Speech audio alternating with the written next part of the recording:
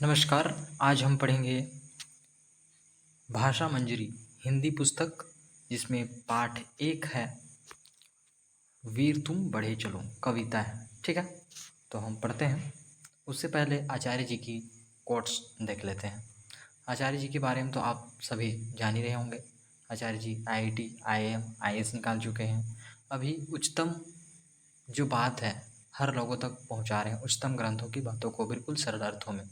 युवाओं को सही दिशा में ले जा रहे हैं, महिला सशक्तिकरण पर काम कर रहे हैं, क्लाइमेट चेंज के ऊपर बात कर रहे हैं, जो कि ना हमारा समाज, ना हमारा स्कूल कॉलेज, ना हमारा कोई मीडिया बात कर रहा है, ना सरकार बात कर रही है, ना कोई हीरो हीरोइन बात कर रहे हैं। क्लाइमेट चेंज, जिससे सबसे ज़्यादा नुकसान होने वाला है गरीबों को। और जो ज़्यादा क्लाइमेट चेंज का जो कारण है, जिसके कारण ज़्यादा क्लाइमेट चेंज हो रहा है, वही लोग तो बच के निकल जाएंगे दूसरे ग्रह। ठीक ना।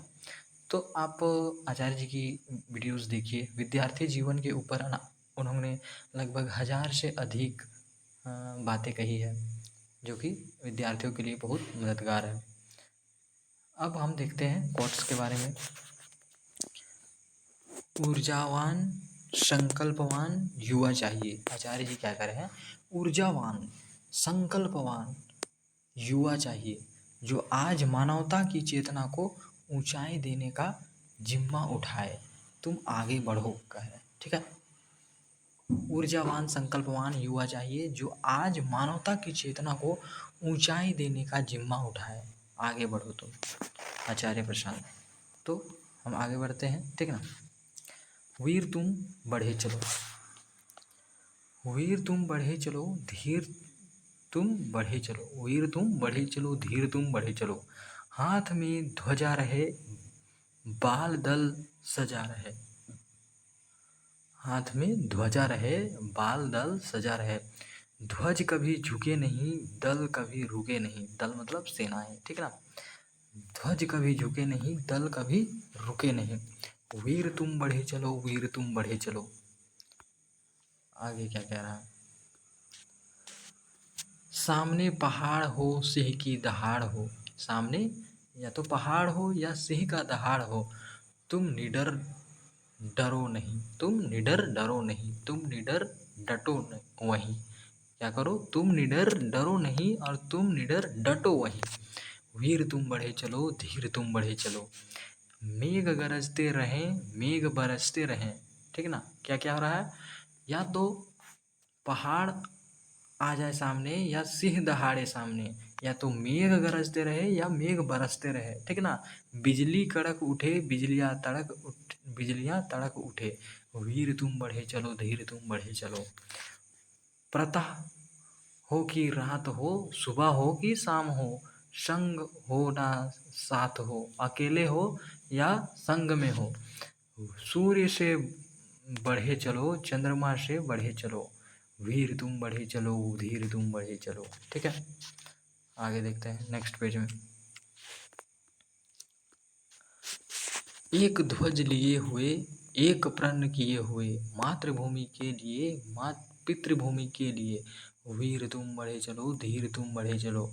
एक ध्वज लिए और एक प्रण किए हुए। ठीक है ना। मातृभूमि के लिए, अपने मातृभूमि के लिए, पितृभूमि के लिए। वीर तुम बढ़े चलो और धीर तुम बढ़े चलो। अन्न भूमि में भरा, वारी भूमि में भरा, यत्न कर निकाल लो, रत्न कर निकाल लो।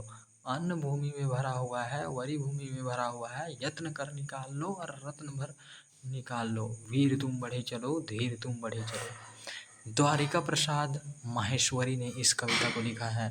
द्वारिका प्रसाद माहेश्वरी ने। ठीक है। इस प्रयाण गीत में यह बताया गया है कि जीवन में कितनी भी बाधाएं क्यों ना आए, हमें अपने लक्ष्य पर एकाग्रित होकर डटे रहना चाहिए। जीवन में कितनी भी समस्या क्यों ना आ जाए, हमें डटे रहना चाहिए। अपने देश के मान सम्मान की रक्षा करने के लिए सामने आने वाली बाधाओं से घबराना नहीं चाहिए। ठीक है ना। कोई भी अगर बाधा आती है तो उसे घबराना नहीं चाहिए हमें। उनका डट कर मुकाबला करते हुए राष्ट्र के प्रति अपने कर्तव्य का निर्वहन करना चाहिए। ठीक है, आगे हम प्रश्न उत्तर बनाते हैं।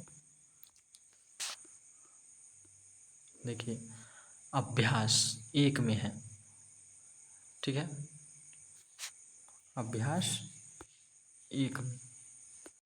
तो क्वेश्चन आंसर हम स्टार्ट करते हैं बनाना। कवि वीर कहकर किसे संबोधित कर रहे हैं? देखिए, कवि वीर कहकर हमें संबोधित कर रहे हैं, ठीक ना। कवि कौन सा प्रण करने के लिए कहता है? देखिए, कवि मातृभूमि के लिए, पितृभूमि के लिए प्रण करने के लिए कहता है, ठीक। आगे, इस कविता से हमें क्या प्रेरणा मिलती है? इस कविता में हमें बताया गया है कि जीवन में कितनी भी बाधाएं क्यों ना आए, हमें अपने लक्ष्य पर एकाग्रचित होकर डटे रहना चाहिए, ठीक ना। निम्नलिखित पंक्तियों का आशय स्पष्ट कीजिए, मतलब इसका क्या कहना चाह रहा है ये बताइए, ठीक ना।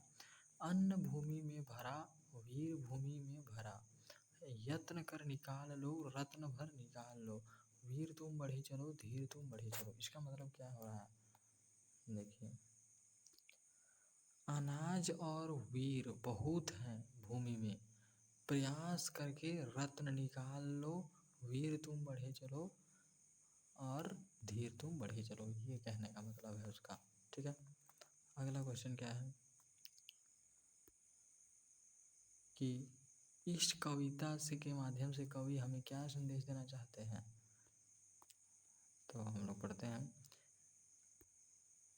जीवन में कितनी भी बाधाएं क्यों ना आए, हमें अपने लक्ष्य पर एकाग्रचित होकर डटे रहना चाहिए। यही हमें कवि इस कविता के द्वारा बताना चाह रहे हैं, ठीक है। तो आगे देखते हैं क्या प्रश्न है। पाठ से आगे कविता का एक नया शीर्षक समझाइए। कविता का एक नया शीर्षक क्या हो सकता है? कविता का एक नया शीर्षक क्या हो सकता है? देखिए, हो सकता है कि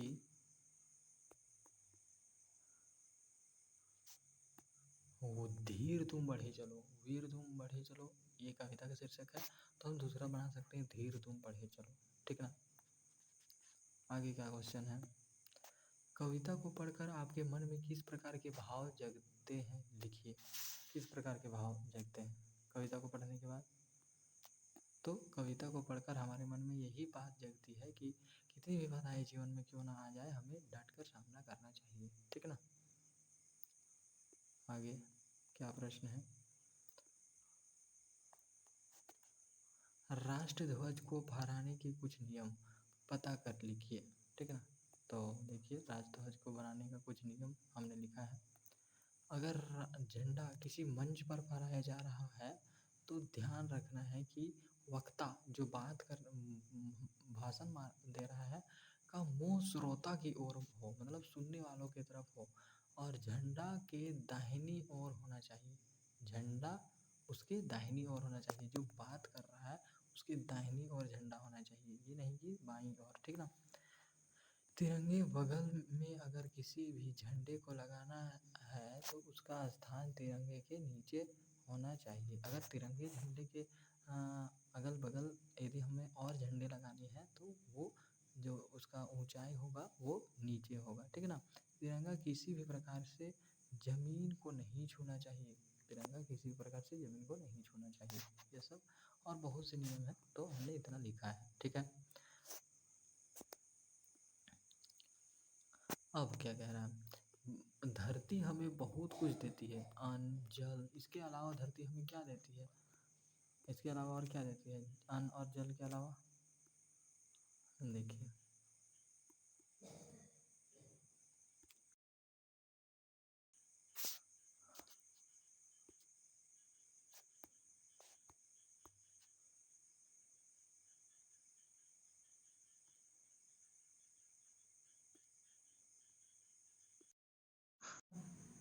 हाँ, अन्न और जल के अलावा धरती हमें आश्रय रहने के लिए स्थान देती है, हवा देती है, स्वच्छ वातावरण देते हैं इत्यादि, ठीक है। आगे का प्रश्न क्या है, अनु क्या कह रहा है कि अनुमान एवं कल्पना, सैनिक के नाम पर नाम एक पत्र लिखिए, सैनिकों के नाम एक पत्र लिखना है। जिससे उनके साहस और बलिदान की चर्चा हो। इसमें क्या साहस हो रहा है उन लोगों का? ना वे सिंह के गरज से डरते हैं, ना पहाड़ यदि सामने आ जाती है उससे डरते हैं, ना तूफान से डरते हैं, ना बरसात से डरते हैं, हर परिस्थितियों का सामना करते हैं। तो ये सैनिकों को आपको पत्र लिखना है, ठीक है। अगला, देश का एक नागरिक होने के नाते अपने देश की रक्षा करने के लिए क्या प्रयत्न करेंगे?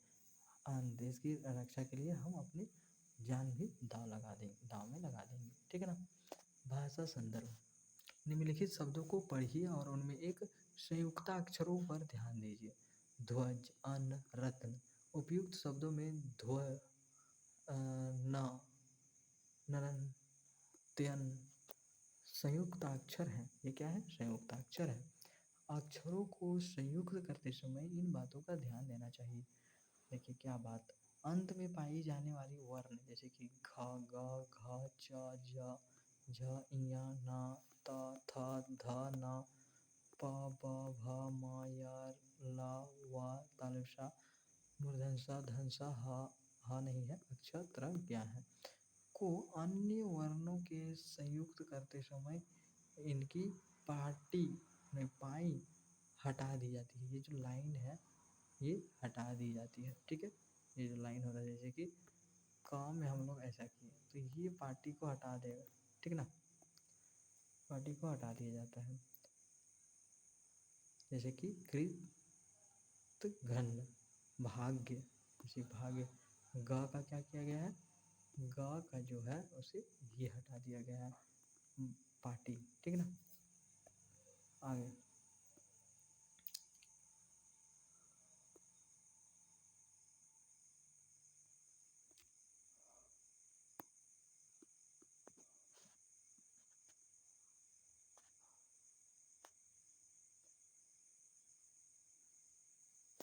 क और फ में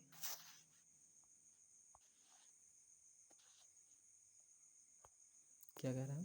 क और फ में पाई बीच में होती है। क में और फ में देखिए बीच में है पाई, इसलिए दूसरे वर्णों के साथ इन्हें संयुक्त करते समय इन दोनों वर्णों की घुंटी का झुका भाग हटा दिया जाता है। जैसे कि देखिए झुका भाग, जो झुका भाग है ऐसा, वो भाग को हटा देंगे। फ में भी ऐसा एक झुका भाग है, देखिए क ऐसा, ये जो झुका भाग है इसे हम लोग हटा देंगे आधा, ठीक ना। जैसे कि फ में तो ये जो आधा भाग है इसे भी हटा देंगे, ठीक। आगे देखते हैं,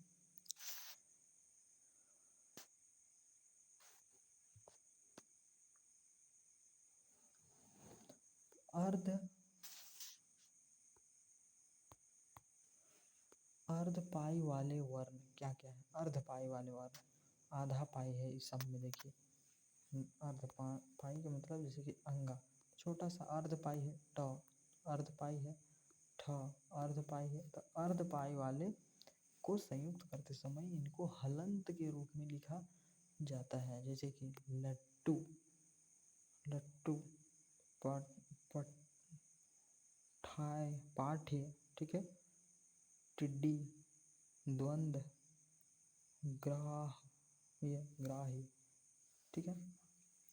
जो शब्द एक सा, क्या कह रहा है कि जो शब्द एक सा ही अर्थ, जो शब्द एक सा ही अर्थ बताने वाले वे समानार्थी या पर्यायवाची शब्द कहे जाते हैं। अगर कोई भी शब्द का कोई भी शब्द एक सा ही अर्थ बताने वाले हो, कोई भी शब्द है मान के चलिए वो एक सा ही अर्थ बताता है, ठीक है, उसको पर्यायवाची कहेंगे। जैसे कि देखिए दिनकर, भास्कर, प्रभाकर, दिवाकर इत्यादि। तो निम्नलिखित शब्दों के दो दो पर्यायवाची लिखिए। पहाड़ का क्या क्या होगा? पर्वत और गिरी, क्या होगा? पर्वत और गिरी, ठीक है ना। आगे क्या है? चंद्र, चंद्र का क्या होगा? चांद और शशि। सिंह का क्या होगा? शेर और मृगराज, ठीक है ना। अब जो शब्द उल्टे अर्थ देते हैं उन्हें हम विपरीतार्थक या विलोम शब्द कहते हैं, जैसे कि प्रसन्न, अप्रसन्न। निम्नलिखित शब्दों के विलोम शब्द लिखिए। तो निडर का क्या होगा? डर। ठीक है। और रात का क्या होगा? दिन। ठीक है। और वीर का क्या होगा? कमजोर। ठीक है ना। अब आगे देखते हैं। पाठ विस्मय बोधक चिन्ह का प्रयोग किया गया है। इस पाठ में विस्मय बोधक चिन्ह का प्रयोग किया गया है। यह चिन्ह भय, शोक, हर्ष, आश्चर्य, घृणा आदि भावों को प्रकट करने में वाले शब्दों या वाक्यों के बाद आता है। जैसे अरे तुम कब आए, तो अरे के बाद जो लगा है ये विस्मय बोधक चिन्ह है। ठीक है ना। लगाकर अब क्या होमवर्क मिल रहा है हमें? विस्मय बोधक चिन्ह लगाकर 5 वाक्य बनाइए। ठीक है ना। तो हमने बनाया है, देखिए।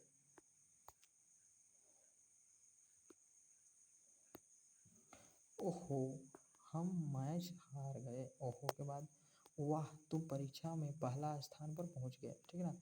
अरे मैं छतरी लाने के लिए भूल गया। अरे के बाद हुआ है हाय वे गाड़ी से गिर गए। हाय मतलब क्या होता है कि दुख प्रकट करना। हाय वे गाड़ी से गिर गया। चौथा शाबाश तुम जीत गए। ठीक है ना।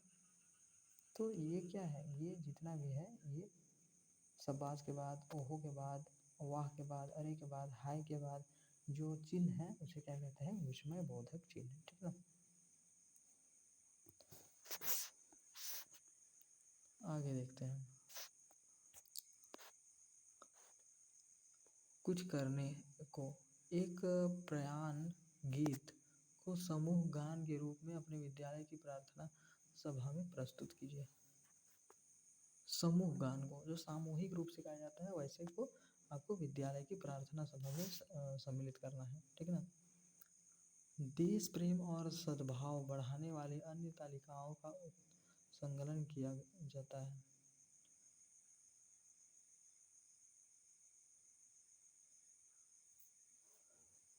देश प्रेमी और सद्भाव बढ़ाने वाले अन्य कविताओं का संकलन कीजिए। जैसे कि हम सब सुमन एक उपवन के, हम धरती सबकी, एक हमारी धरती सबकी, जिसकी मिट्टी में जन्मे हम। ये सब जो कविता है इस पर ध्यान दीजिए। ठीक है ना। अब द्वारिका प्रसाद माहेश्वरी जन्म कब हुआ था? 1 दिसंबर 1916 ईस्वी में राहोत गांव में, जिला आगरा में। मृत्यु कब हुआ था इसका? 29 अगस्त 1998। ठीक है ना। प्रमुख रचनाएं क्रोध, वध, सत्य की जीत और दीप गंगा जल। ठीक है ना। गीत गंगा, ये सब जो कहानियाँ हैं, कविताएं हैं, ये सब इन्होंने लिखा है। ठीक। तो आगे बढ़ते हैं। अब हम लोग पढ़ेंगे आज शहीद निर्मल महतो के बारे में। ठीक ना। शहीद। तो हम आगे बढ़ते हैं पढ़ने के लिए। व्यक्तित्व और कृतित्व। निर्मल महतो झारखंड के युवाओं में क्रांति चेतना लाने वालों में अगुआ थे। ठीक ना। निर्मल महतो जो है वो झारखंड के युवाओं में क्रांति चेतना लाने वाले में अगुआ थे, सबसे आगे थे। ठीक ना। पृथक राज्य के लिए हुए झारखंड आंदोलन की वे युवा धार थे, युवाओं का धार थे, मतलब युवा इनके बातों में चलते थे। ठीक ना।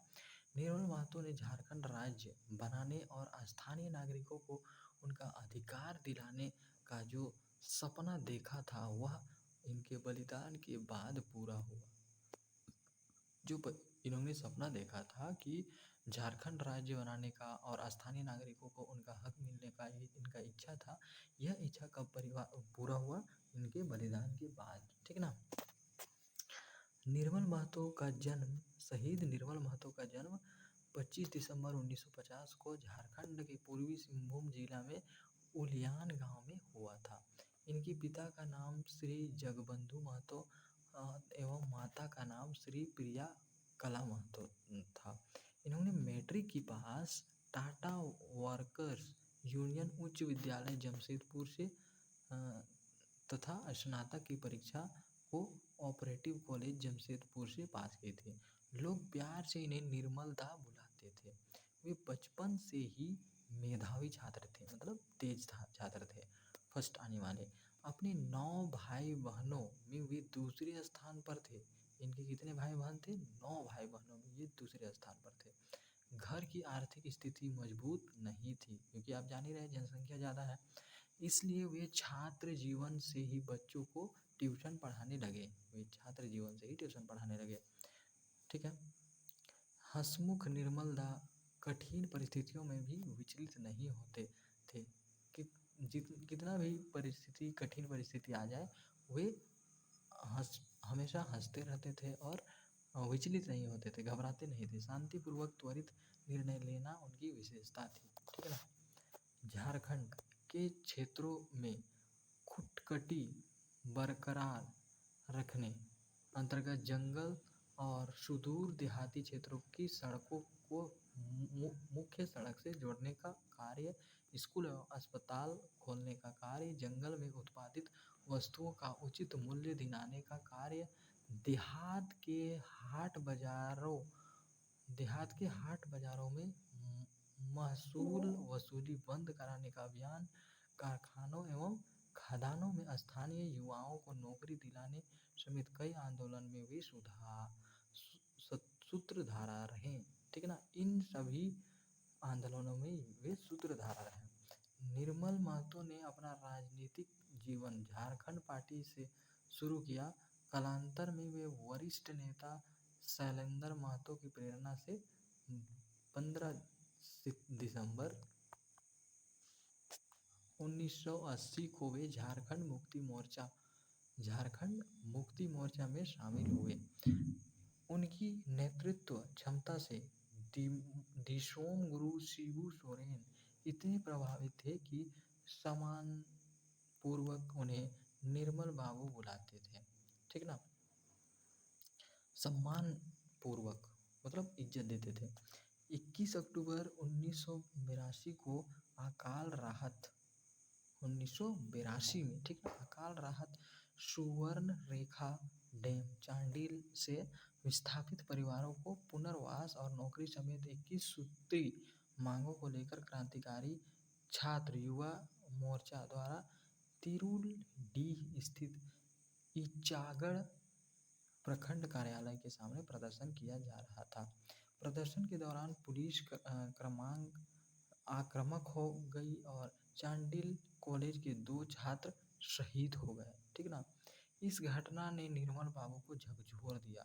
उन्होंने 9 युवकों को विश्वास में लिया और उन्हें बताया कि केवल अलग राज्य से ही लोगों का भला हो सकता है। जनवरी 1983 में धनबाद में झामुमो का प्रथम केंद्रीय महाधिवेशन हुआ, जिसमें निर्मल बाबू को केंद्रीय क्रांतिकारी समिति का सदस्य चुना गया। 28 अप्रैल 1986 में को झामुमो के झारखंड मुक्ति मोर्चा के द्वितीय केंद्रीय महाधिवेशन में उन्हें पार्टी का अध्यक्ष चुना गया। इस पद पर वे जीवन पर्यंत रहे। ठीक है।